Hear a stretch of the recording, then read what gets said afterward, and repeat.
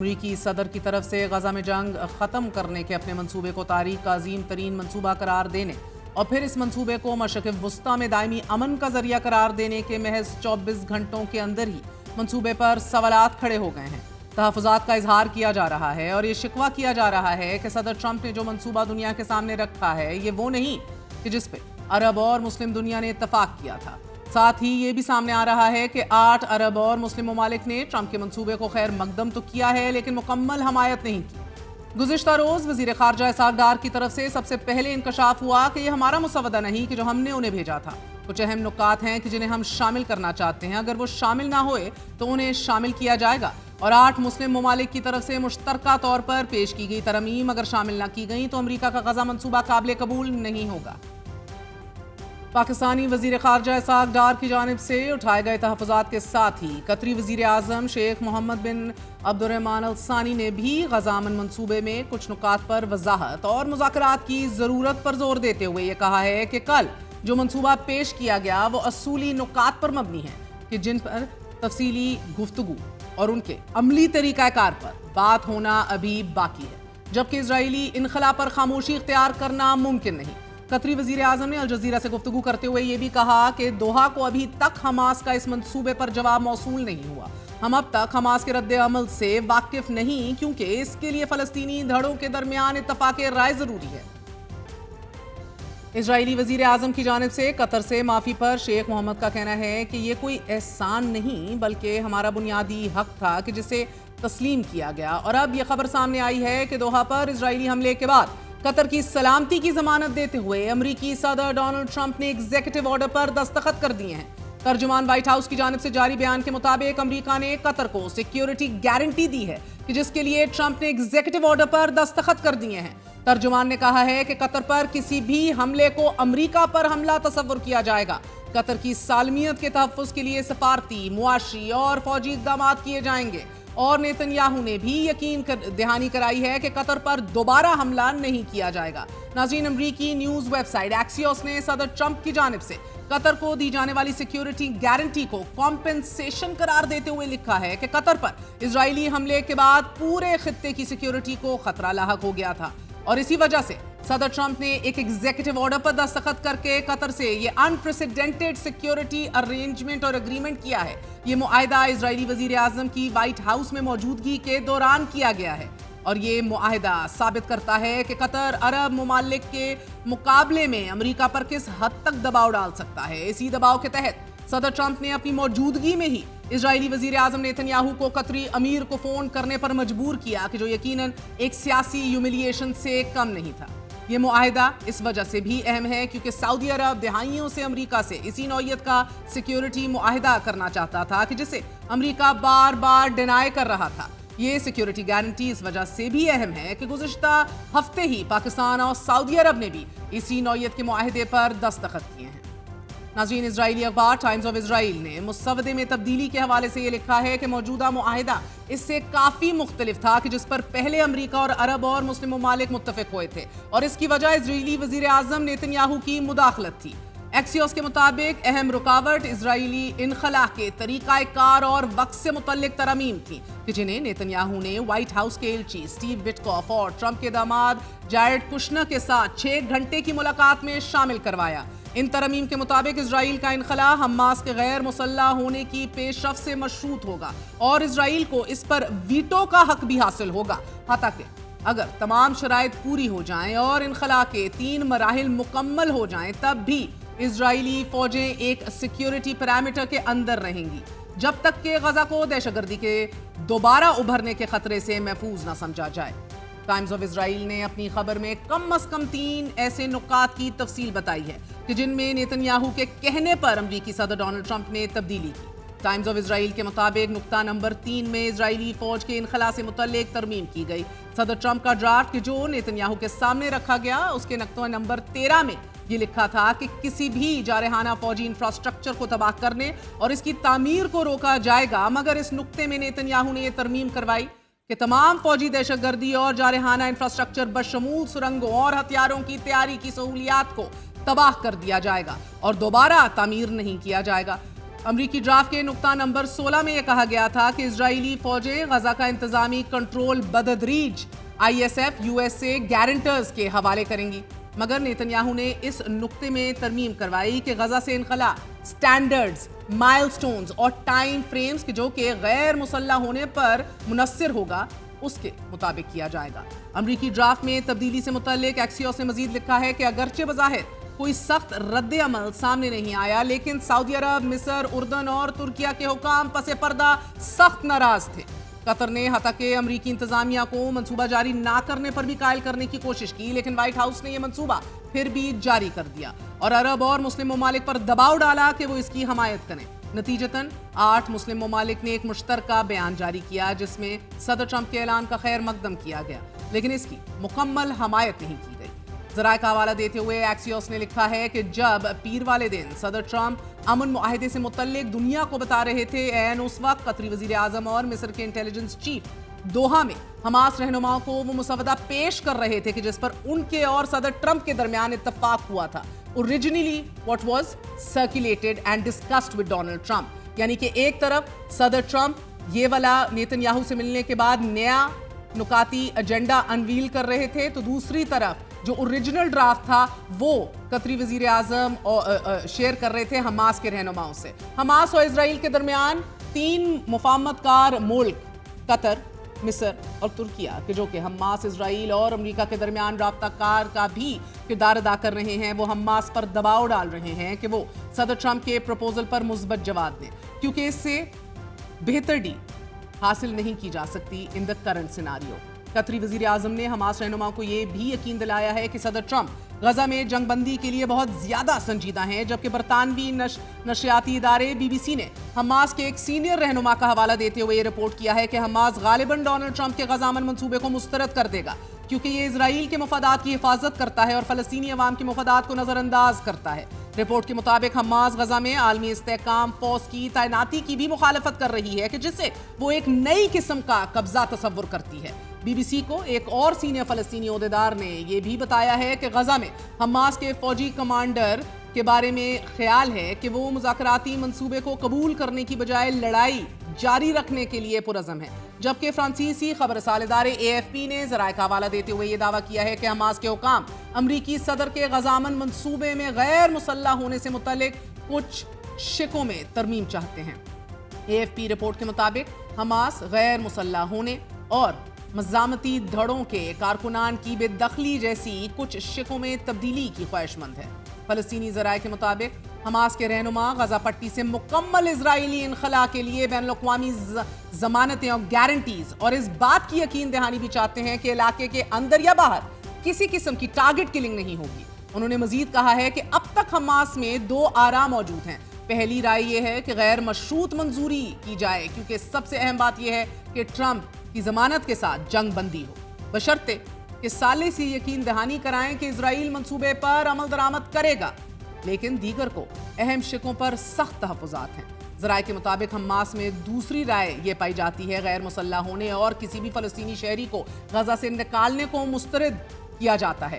امن مسودے میں تبدیلی سے متعلق صدر ٹرمپ پہلے ہی واضح کر چکے ہیں کہ اب اس میں مزید تبدیلی کی زیادہ گنجائش موجود نہیں۔ BBC نے ٹرمپ کے امن منصوبے کو مبہم قرار دیتے ہوئے اپنے تجزیے میں لکھا ہے کہ صدر ٹرمپ کے مجوزہ نکات کو تسلیم کرنا جنگ کو ختم کرنے کے مترادف نہیں ہوگا، اور اس منصوبے میں اب بھی حماس اور اسرائیل دونوں کے سیاسی حلقوں کے لیے اہم رکاوٹیں موجود ہیں کہ جو انہیں بالآخر کسی معاہدے پر پہنچنے سے روک سکتی ہیں۔ یہی وجہ ہے کہ یہ مجوزہ منصوبہ واضح طور پر اس پیش رفت کے حصول کے لیے کافی نہیں ہو سکتا کہ جو ٹرمپ چاہتے ہیں۔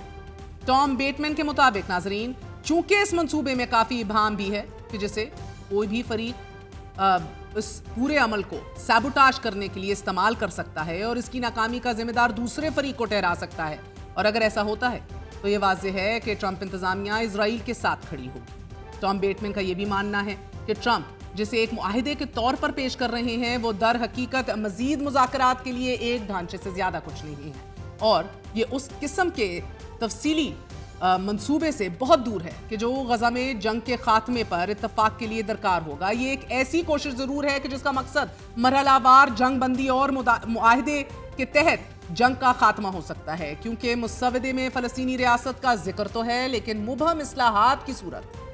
غزہ امن مسودے میں نیتن یاہو کے کہنے پر کی گئی ترمیم کے جواب میں عرب دنیا کے دباؤ پر کیا ترمیم ہوں گی یا نہیں، یہ تو وقت ہی بتائے گا۔ مگر آج بھی غزہ پر اسرائیلی بمباری جاری ہے، اسرائیلی جیٹس کی بمباری شد و مت سے جاری ہے۔ صبح سے اب تک ایز وی سپیک مزید 35 فلسطینی شہید ہو چکے ہیں۔ غزہ میں امداد کا داخلہ بند ہے اور ایسے میں بحری کشتیوں پر آنے والوں کو اسرائیل کی طرف سے دھمکی بھی دی جا رہی ہے کہ اگر وہ غزہ کے ساحلوں کے قریب آئے تو کشتیاں ڈبو دی جائیں گی۔ ناظرین، روئٹرز کے مطابق بین الاقوامی فلوٹیلا ہائی رسک زون میں داخل ہو چکا ہے، کہ جس کے بعد نامعلوم جہاز بیڑے میں شامل کشتیوں کا جائزہ لے رہے ہیں اور پھر ڈرون سے بھی سرویلنس کی جا رہی ہے، جبکہ اسرائیلی نشریاتی ادارے وائی نیٹ نے رپورٹ کیا ہے کہ 500 پولیس اہلکاروں کو اشدود کی بندرگاہ پر تعینات کیا جا چکا ہے۔ بحریہ کی ایلیٹ اسپیشل فورس اور بحریہ کے دیگر دستے فلوٹیلا کی کشتیوں کو گھسیٹ کر ساحل پر لایا جائے گا اور پھر باقی کو سمندر میں ہی ڈبو دیا جائے گا۔ گلوبل سمود فلوٹیلا پر متوقع حملے پر اٹلی کی سب سے بڑی لیبر یونین نے دھمکی بھی دے دی ہے کہ اگر فلوٹیلا پر اسرائیل نے حملہ کیا تو ملک بھر میں ہڑتال کر دی جائے گی اور یہ ہڑتال ایسی ہوگی کہ پورا ملک بند کر دیا جائے گا۔ اسرائیل کے متوقع حملے کے علاوہ اسرائیل نے فلوٹیلا پر موجود افراد کے خلاف بھی ایک پروپیگنڈا مہم شروع کر دی ہے۔ پاکستان کے سابق سینیٹر مشتاق احمد اور برطانوی سیاستدان جارج گیلوے کو حماس کا ممبر قرار دیا جا رہا ہے، but then again nothing is new, Israel keeps on lying and keeps on fabricating things. We will speak to Khurram Dastgir Sahab, مرکزی نائب صدر مسلم لیگ نون، سابق وفاقی وزیر بین الاقوامی امور اور دفاع، ہمارے ساتھ موجود ہیں۔ خرم صاحب، بہت بہت شکریہ ساتھ دینے کا۔ سر، ایک سینئر حماس شخصیت نے بی بی سی کو یہ بتایا ہے کہ گروپ ممکنہ طور پر ڈونلڈ ٹرمپ کے امن منصوبے کو مسترد کر دے گا۔ یہ بھی بتایا جا رہا ہے کہ اسرائیل کے مفادات کا تحفظ گردانا جا رہا ہے یہ پلان، نہ کہ فلسطینی عوام کے مفادات کا۔ ساتھ ہی حماس کے لیے بھی اپنے ہتھیاروں کو ترک کرنا، چھوڑنا اور ہینڈ اوور کر دینا ٹرمپ کے منصوبے کی ایک بڑی اہم یہ شرط ہے۔ اسے بھی ممکنہ طور پہ قابل قبول نہیں سمجھا جا رہا۔ اس کے علاوہ آپ جانتے ہیں حماس کے لیے ایک اہم مسئلہ یہ بھی سمجھا جاتا ہے کہ منصوبہ ان سے مطالبہ کر رہا ہے کہ وہ تمام ہاسٹیجز کو ہینڈ اوور کر دیں، جس سے ان کی واحد بارگیننگ طاقت بھی ختم ہو جاتی ہے۔ کیا کہیں گے؟ دیکھیے، کل سے جب کچھ آوازیں اٹھی ہیں عرب ممالک کی طرف سے بھی اور پاکستان کی طرف سے بھی کہ یہ وہ معاہدہ نہیں ہے جو پہلے شیئر کیا گیا، اور غالباً بنجمن نیتن یاہو کی واشنگٹن آمد کے بعد اس میں مزید ترمیم کی گئی ہے، جس کے اوپر اب اعتراض اٹھ رہے ہیں۔ اگرچہ اس میں 3-4 بہت خوشائند چیزیں بھی ہیں، جیسے کہ کسی فلسطینی کو بے دخل نہیں کیا جائے گا، اور اگر کوئی جائے گا بھی اس کا واپس آنے کا حق جو ہے وہ فائق رہے گا، جو رائٹ ٹو ریٹرن ہے، بڑا اہم چیز ہے۔ اسی طرح اسرائیل کے بارے میں واضح لکھا گیا ہے کہ وہ اینیکس نہیں کرے، آکیوپائی اور اینیکس نہیں کرے گا غزہ کو۔ اور تیسری چیز یہ ہے کہ وہ جو تمام امداد جو رکی ہوئی ہے اس وقت بارڈرز کے اوپر، جس کی وجہ سے ہمارے فلسطینی بھائیوں اور بہنوں کو بھوک کا سامنا ہے، پانی کی پریشانی ہے، دوائیوں کی کمی ہے، وہ اگر امداد آتی ہے تو پھر یہ نسل کشی روکنے میں کارآمد ہوگی۔ اب ایشو جو ہے وہ 3-4 جو جس کی طرف اب ہائی لائٹ ہو رہا ہے، یہ جو فلسطینی ریاست کا قیام ہے وہ صرف ایک ایسپریشن کو ریکگنائز کیا گیا، یعنی اس کی جو خواہش ہے یا اس کی طرف جذبہ ہے اس کو مانا گیا ہے۔ اور دوسرا جو سارا ایشو ہے کہ اس کی جو سیاسی طور پہ کس طرح مینیج کیا جائے گا، وہ بھی بہت بڑا ایک سوال کھڑا کر دیا گیا ہے، چاہے وہ بورڈ آف پیس کے حوالے سے ہے یا جس طریقے سے کہا گیا کہ جی وہاں گورننس ہوگی۔ اور تیسرا جس کی طرف حماس نے اشارہ کیا، آئی تھنک اگر پچھلے 2 ایشوز کے اوپر فلسطینی ریاست کے قیام کے اوپر ایک وضاحت آ جاتی، اور دوسرا یہ ہے کہ وہ جو گورننس کے بارے میں، تو غالباً یہ ڈیل ہو سکتی تھی۔ لیکن اب حماس کا اپنا ایک ویو ہے، میں بھی سمجھتا ہوں کہ اس جو پروپوزڈ متن ہے اس میں ایسی چیزیں ہیں جو نسل کشی کو اب مزید آگے بڑھنے سے روک سکتی ہیں، جو کہ خوشائند بات ہے۔ لیکن حماس کا چونکہ وہاں وہ آن دا گراؤنڈ موجود ہیں، لیکن ہماری نظر میں، پاکستان کی نظر میں جو اہم ترین بات یہ ہے کہ وہاں جو ہمارے اب 20 لاکھ کے قریب فلسطینی بھائی بہنیں بچے ہیں، کیا ان کی زندگیاں بچانے کے لیے یہ معاہدہ ہمیں کوئی مدد کرتا ہے یا نہیں. تو اس کی اگر کوئی ماڈیفائی ہوتا ہے جو جس طرح دوسرے عرب ممالک نے بھی کہا ہے تو اس ماڈیفیکیشن کو دیکھ کر جو ہے پھر آگے بڑھا تو جا سکتا دستگیر صاحب، حماس اسرائیل کے مکمل انخلا، لائک کمپلیٹ ایویکویشن، وڈرول اور رہنماؤں کے قتل نہ کیے جانے کی گارنٹیز بین الاقوامی ضمانتیں چاہتی ہے. اب کیا امریکہ یہ ضمانت دینے کے لیے تیار ہو جائے گا؟ اور ڈونلڈ ٹرمپ کے 20 نکاتی منصوبے میں حماس کو غیر مسلح کیے جانے کی شق سب سے متنازع قرار دی جا رہی ہے. ہتھیار پھینک دینا، اقتدار سے علیحدہ کر دیا جانا، یہ تو سیدھی سیدھی شکست ہے نا سر. تو اس کو تو ون سائیڈڈ گردانا جا رہا ہے. جی. یہ ایشو ہے نا جی، ون سائیڈڈ ہے، لیکن دیکھیے یہ جنگ نہیں تھی. یہ دو جو فریق ہیں کوئی آمنے سامنے نہیں کھڑے تھے.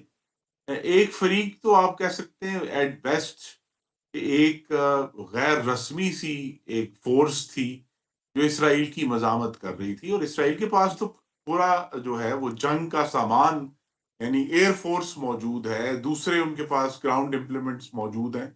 تو لہذا وہ تو ایک پوری طرح حملہ آور تھے. تو حماس نے بھی یہ بات سوچنی ہے کہ جس قسم کی نسل کشی ہماری آنکھوں کے سامنے ہوئی ہے، کیا بعض شرائط اس قسم کی ہیں کہ اس نسل کشی کو جاری رکھنے کا رسک لیا جا سکتا ہے. لیکن وہ چونکہ گراؤنڈ پر موجود ہیں تو وہ اس پہ بہتر فیصلہ کریں گے. اور یہ بھی ایشو اسی لیے میں نے جو اس کے سیاسی شقیں ہیں اس کی طرف کچھ اپنے تحفظات کا اظہار کیا ہے، کیونکہ امپلیمنٹیشن تو ان لوگوں نے کرانی ہے، اسرائیل سے بھی اور دوسرے فریقوں سے بھی. اگر وہ جو سیاسی ایڈمنسٹریشن ہوگی جس کے ذمے پھر اس کی معاشی ترقی بھی ہے اور اوور آل ڈیولپمنٹ بھی ہے، اگر وہ اس کو بالکل ون سائیڈڈ کریں گے تو پھر یہ معاہدہ تو چند دنوں کا مہمان ہوگا. تو اگر اس کو سیریس بنانا ہے تو پھر اس میں کچھ ہمیں سنجیدہ تبدیلیوں کی طرف ضرور کوشش کرنی چاہیے، پاکستان کو بھی اور دوسرے عرب ممالک کو. مگر دستگیر صاحب، جب یہ بات اپنی تئیں درست ہے، اسرائیلی بمباری کی جیسے کم از کم 66,000 سے زائد لوگ ہلاک ہو چکے ہیں، and we are looking at over 170,000 who are badly injured. لامحدود ریلیف محسوس کیا جائے گا once the bombing stops. لیکن 20 نکاتی جو یہ منصوبہ ہے، اس میں فلسطینی عوام کے لیے بھی تقریباً کچھ بھی مثبت نہیں ہے. یہ منصوبہ فلسطینیوں کو کافی سیکیورٹی کی ضمانتیں یا خود مختار حکومت کا راستہ فراہم نہیں کر رہا. اور اگر آپ معاہدے کو ڈیٹیل میں پڑھیے تو فلسطینیوں کے لیے کوئی ضمانتیں بھی نہیں ہیں اپنے تئیں.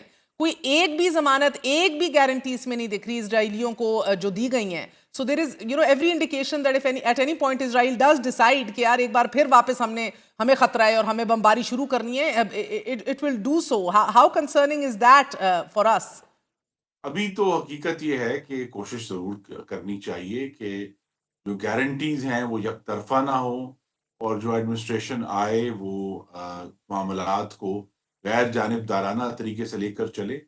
لیکن پاکستان جو کہ وہاں براہ راست کوئی پارٹیسپینٹ نہیں ہے، ہماری تو جو ترجیح ہونی چاہیے وہ یہی ہے کہ یہ نسل کشی بند ہو، یہ قتل عام بند ہو، اور وہاں کے رہنے والوں کو کچھ ریلیف ملے.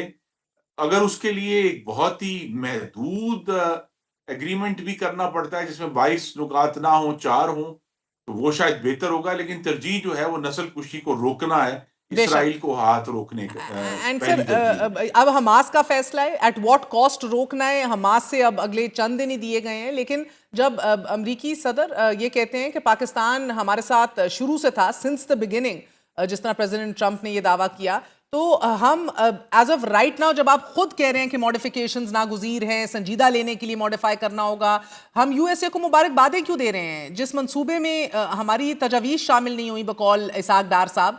اس کی مبارکبادیں ہم کیوں دے رہے ہیں؟ Because this has come at a time جب آپ دیکھ رہے ہیں ایک all time internationally all time high pressure تھا اسرائیل کے اوپر. فلسطینی ریاست کو ریکگنائز کر رہی تھی مختلف کنٹریز، ریزولوشنز آ رہے تھے، عدالتوں کے فیصلے آ رہے تھے، عوام کی اتنی بیداری اور آگاہی ہمیں دیکھی ہے گلوبلی، عوام ایسی متحرک ہوئی ہے انٹرنیشنلی. تو جب ہم کنگریچولیٹ کر رہے ہیں، is it done a bit prematurely? کہ وزیر اعظم نے اس کی توثیق کی ہے، اور میں نے اسی وجہ سے کی ہے کہ اس میں 2-3 بہت مثبت چیزیں ہیں جو آج تک فلسطینیوں کو نہیں ملی. میں نے اس کا ذکر کیا رائٹ ٹو ریٹرن، جس کے لیے 77 سال سے وہ یہ جنگ لڑ رہے ہیں اسرائیل کے خلاف، کہ انہیں رائٹ ٹو ریٹرن ہونا چاہیے. رائٹ ٹو ریٹرن کا لفظ جو ہے براہ راست پہلی دفعہ آیا. دوسرا یہ ہے کہ پھر کہوں گا کہ اسرائیل غازہ کے اوپر نہ ہی حملہ کرے گا، نہ اس کو اینیکس کرے گا. یہ بھی بہت اہم چیز ہے. اور تیسری جو ہے وہ میں نے کہا کہ ان کو جو دوبارہ سے جو ایڈ رکی ہوئی ہے، ان کی جو زندگیاں ہیں وہ دوبارہ شروع ہو سکتی ہیں. پاکستان نے آلریڈی کہہ دیا ہے کہ یہ وہ معاہدہ نہیں ہے جو شیئر کیا گیا تھا. تو لہٰذا اب یوں لگ رہا ہے کہ مزید ڈپلومیسی ہوگی. پاکستان کے سامنے موقع تھا اور یہی موقع استعمال کیا وزیر اعظم نے کہ ہم اس چیز کو ویلکم کریں کہ یہ نسل کشی روکنے کا کوئی راستہ نکلا ہے، جو کہ اس سے پہلے کوئی سنجیدہ راستہ ہمارے سامنے نہیں آیا. نہیں سر، 7 یہ اپنے اکتوبر تئیں تو 2023 بہت سے مثبت تقریباً باتیں 2 سال. ہیں کہ ویسٹ بینک کی انیکسیشن نہ ہو، جس صورت میں ہم بمباری دیکھ رہے ہیں ریلنٹلیسلی وہ رک جائے. لیکن کیا صرف نسل کشی کو سے بچنے کے لیے اس کو ایک سرنڈر کہا جا رہا ہے؟ کیونکہ آپ دیکھ رہے ہیں قطری وزیر اعظم نے بھی ڈونلڈ ٹرمپ کے 20 نکاتی منصوبے کے بعد بڑا واضح پیغام دیا ہے.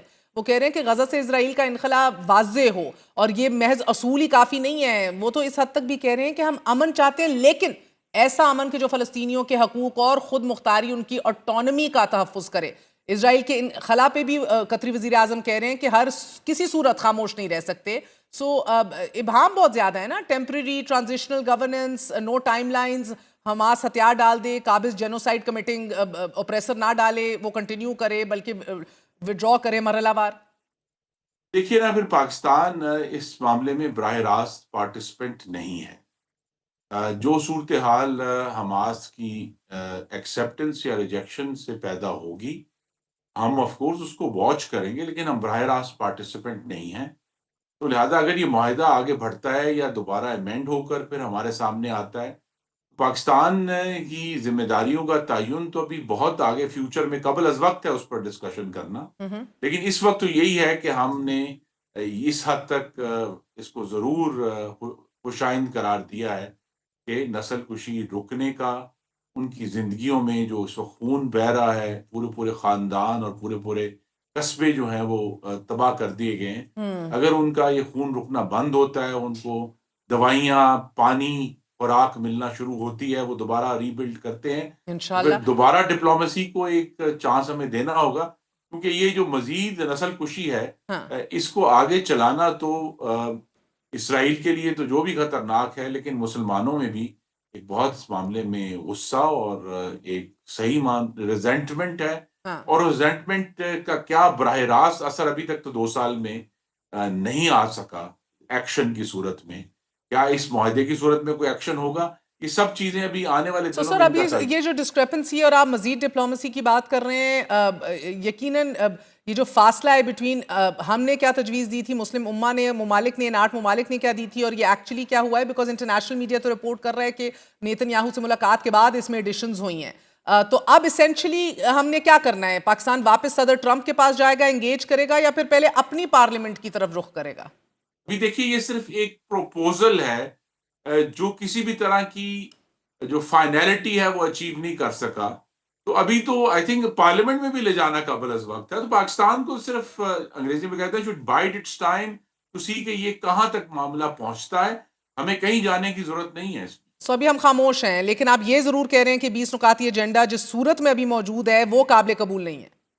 نہیں، میں ابھی تو قبولیت کا وقت بھی نہیں آیا جب تک حماس اس کے اوپر جو ہے کوئی سینس نہیں دیتی. ہمارے لیے صرف یہی خوش آئند ہے کہ بالآخر 2 سال کی ایک بہت ہی بھیانک اور دل دہلا دینے والی نسل کشی کے بعد اس کو روکنے کا کوئی پہلا سنجیدہ راستہ ہمیں اور نظر یقیناً آیا. اب حماس کا انتظار ہے سر، کیونکہ ڈبل گیمنگ تو اسرائیلی وزیر اعظم نیتن یاہو کی طرف سے جاری ہے. وہ تو یہ آن ریکارڈ کہہ چکے ہیں کہ فلسطینی ریاست تو قابل قبول نہیں ہے، مگر آن دا ادر ہینڈ حماس جو دوحہ کی طرف سے یہ کہا جا رہا ہے کہ بڑا ذمہ داری سے ایگزامن کر رہے ہیں اس پروپوزل کو، یٹ کوئی آفیشیل رپلائی ابھی تک نہیں آیا. صدر ٹرمپ بارہا یہ بڑا واضح کر چکے ہیں کہ 3 سے 4 دنوں کے اندر ایک مثبت جواب نہ آیا تو پے ان ہیل، یعنی کہ then they will be left at the mercy of Israel. اور وہ تو ہم 2 سال سے دیکھ رہے ہیں کیا ہو رہا ہے سر. سو essentially یا تو یہ پلان ایکسیپٹ کیا جائے گا جس طرح صدر ٹرمپ کہہ رہے ہیں، it's an ultimatum, it seems there is no room for a discussion here. جی، ٹرمپ کے الٹیمیٹم بھی ہم نے دیکھے ہیں. ٹیرفز کے معاملے میں بعض ملکوں پر لگا دیے، بعض پہ 15 الٹیمیٹم دے کے ابھی تک لگانے کی ہمت نہیں کر سکے. تو لہٰذا یہ تو جو صدر ٹرمپ کے دور میں سفارتکاری ہے، یہ تو روزانہ کی بنیاد پہ جسے کہتے ہیں نا ٹائٹ روپ واک ہے، جس پہ آپ نے ہر روز چلنا ہے اور دیکھنا ہے کہ وہاں سے کیا ہو رہا ہے. لیکن جس طرح میں نے کہا، پاکستان تو چاہے گا کہ یہ نسل کشی رکے. ہم چاہتے ہیں کہ ہمارے فلسطینی بھائی اور بہنوں کی زندگیاں محفوظ ہوں، لیکن بہرحال فیصلہ تو حماس نے کرنا ہے اور ہم ان کے فیصلے کا انتظار کریں گے. ایسا ہی ہے سر. اور مجھے بتائیے گا کہ کیا کوئی امکانات ہیں کہ پاکستان اسرائیل کو ریکگنائز کرے گا as per the Abraham Accords at any point? جی، اس وقت تو بالکل یہ صفر ہیں. صفر اس امکانات ہیں. معاہدے کی کو خوشائند قرار دینے میں کہیں بھی کسی بھی طرح اسرائیل کی ریکگنیشن شامل نہیں. ٹھیک ہے. اور سر پارلیمنٹ کو اعتماد میں لینے کے بارے میں آپ کی حکومت کیا سوچ رہی ہے؟ کسی پوائنٹ پہ لینا چاہیں گے اس معاملے پہ؟ بڑا اہم ترین معاملہ ہے. یمن کے معاملے پہ بھی میاں محمد نواز شریف صاحب نے پارلیمنٹ کو اعتماد میں لے کر ہی اپنی سب سے اسٹرینتھ اپنی گین کی تھی. بلکہ جی، میرا جواب غیر مقبول ہوگا، لیکن تاریخ نے ثابت کیا ہے کہ جو حساس خارجہ پالیسی کے معاملات ہیں وہ پارلیمان میں ڈسکس ہو کر ان میں پیچیدگی پیدا ہو جاتی ہے. میری یہ توقع ہے کہ وزیر اعظم ریئلی سر؟ واپس پہنچ کر ہی اپنے تمام جو اتحادی ہیں ان سے بات کریں گے، جو کی ممبرز ہیں ان کی جماعت کے بھی، اور پارلیمنٹ میں جو ہیڈز ہیں مختلف اسٹینڈنگ کمیٹی سے، ان کو اعتماد میں لیں گے اور ان سے بھی اس معاملے میں مزید مشاورت کریں گے. لیکن پارلیمنٹ میں اوپن ڈیبیٹ جو ہے وہ ہمیں اس وقت تو ہم کہتے تھے کہ جی بہت اچھا ہے، لیکن اس سے پاکستان کو جو امپیریکل فیکٹ ہے کہ پاکستان کے خارجہ تعلقات کو نقصان ہوا. تو اس کو بہت سوچ سمجھ کر ایسے ایشوز کو پارلیمنٹ میں لے جانا چاہیے. ویری انٹرسٹنگ سر. بہت ہی واقعی غیر روایتی ہے. آپ سب کی اسٹرینتھ، آپ سب کی پہچان ہی اسی پارلیمان سے ہی ہے. ناظرین، پروگرام میں آگے بڑھتے ہیں. آپ کو بتاتے چلے امریکی صدر جس منصوبے کو دائمی امن کا ذریعہ قرار دے رہے ہیں، اسے امریکی نیوز ویب سائٹ دی انٹرسیپٹ نے انڈیفینٹ آکیوپیشن قرار دے دیا ہے. صدر ٹرمپ 10 ماہ گزرنے کے باوجود غزہ میں جنگ رکوانے میں تو ناکام ہوئے ہیں، البتہ آج جب ایک عام شہری امریکی صبح جاگا تو اس نے کیا دیکھا کہ اس کی حکومت کے پاس فنڈنگ نہیں ہے. ملک شٹ ڈاؤن ہو چکا ہے. ہوا کچھ یوں ناظرین کہ ریپبلکنز کی جانب سے پیش کی گئی امریکی حکومت کی شٹ ڈاؤن کو روکنے کی تجویز کو ناکامی کا سامنا کرنا پڑا ہے، کیونکہ ریپبلکنز اور ڈیموکریٹس وفاقی حکومت کی فنڈنگ پر معاہدہ کرنے میں ناکام ہوئے ہیں. شٹ ڈاؤن میں حکومت کے غیر ضروری شعبے عارضی طور پر کام بند کر دیتے ہیں اور ملازمین کام پر نہیں آتے، انہیں تنخواہ بھی نہیں دی جاتی. حالانکہ صدر ٹرمپ نے دھمکی بھی دی تھی کہ اگر شٹ ڈاؤن ہوا تو کئی وفاقی ملازمین کو مستقل طور پر نوکری سے نکال دیا جائے گا. ناظرین، شٹ ڈاؤن کے اثرات سے متعلق بی بی سی نے اپنی رپورٹ میں لکھا ہے کہ قانون ساز بجٹ تنازع حل نہ ہونے کے بعد وفاقی حکومت مالیاتی بندش کا شکار ہو گئی ہے. 40% یعنی کہ 8 لاکھ سے زائد وفاقی ورک فورس بلا معاوضہ رخصت پر بھیج دی گئی ہے، اور اس بندش کے نتیجے میں فضائی آپریشنز متاثر ہوں گے. لوگوں کو تنخواہ نہیں ملے گی کہ جس سے لوگوں میں بے چینی پھیلے گی. بیماریوں پر قابو پانے والے ادارے اپنے ملازمین کو فارغ کر دیں گے کہ جس سے صحت کا شعبہ بھی متاثر ہوگا. میڈیکیئر اور بزرگوں اور غریبوں کے لیے جاری پروگرامز معطل کر دیے جائیں گے. وائٹ ہاؤس نے شٹ ڈاؤن کی تصدیق کرتے ہوئے ویب سائٹ پر shut down countdown clock جاری کر دی ہے اور اسے ڈیموکریٹ شٹ ڈاؤن قرار دیا جا رہا ہے. ڈونلڈ ٹرمپ وہ پہلے امریکی صدر ہیں کہ جن کے دور میں تیسری بار شٹ ڈاؤن ہوا ہے. اس سے قبل واضح رہے 2018 میں 3 دن کے لیے پہلا اور 35 دن پر محیط دوسرا شٹ ڈاؤن ہوا تھا کہ جو امریکی تاریخ کا طویل ترین شٹ ڈاؤن تھا. He does indeed like making